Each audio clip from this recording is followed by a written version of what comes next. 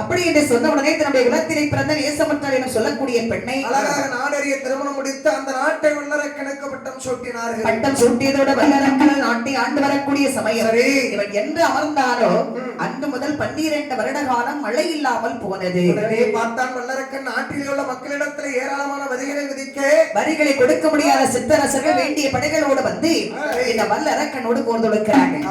வல்லரக்கன் வேண்டிய படைகளோடு சென்னத சித்தரசோடு போர் தொடுத்தார். வல்லரக்கன் எதிர்த்த போர்கள் எல்லாம் படை இழந்து நிராயுதபாணியாக நின்று கொண்டிருக்கின்றார். அத்தனை படைகளும் என்ற வல்லரக்கன் உயிருக்கு பயந்து அங்கிருக்கும் சுரங்கப்பாதை வழியாக காகமே கண்டறியாத கள்ளப்புடவனம் வந்து சேர்ந்தார். அங்கே வந்து அப்படியே யோசிக்கிறான், பாதாள உலகத்தை மறுபடியும் ஆட வேண்டும் என்று சொன்னால் இந்த உலகத்தில் எது பெரியது என்று கண்டுபிடிக்கணும். கண்டிப்பாக இந்த உலகத்தில் பெரியது என்னன்னு சொன்னா சிவனுடைய தவம் தான் பெரிய. தவத்தை செய்தார், சிவத்தை கண்டார், வரத்தை வாங்கலாம். வரத்தை வாங்கினார். ஓட ஓட விரட்டினார்களே சித்தரசர்கள், அவர்களை ஒன்றை இல்லை என்று சொல்லி ஏன் கொள்ளலாம். அப்படியானால் உடனே தவமரக்க விடம் அந்த வல்லரக்கன் ஆண்டவனை நினைத்து ஒரு தவவீடம் உண்டு செய்தார்.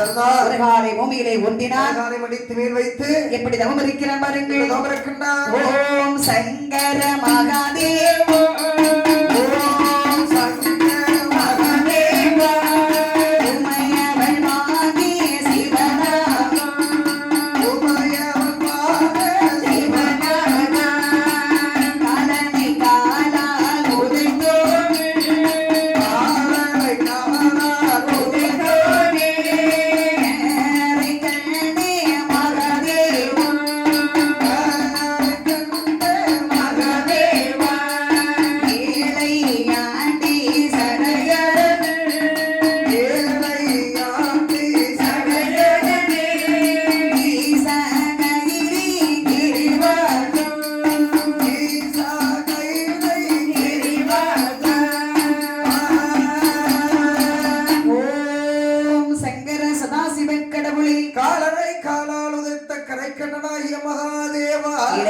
சடைகரனே ஈசா கேளிங்கிரி வாசா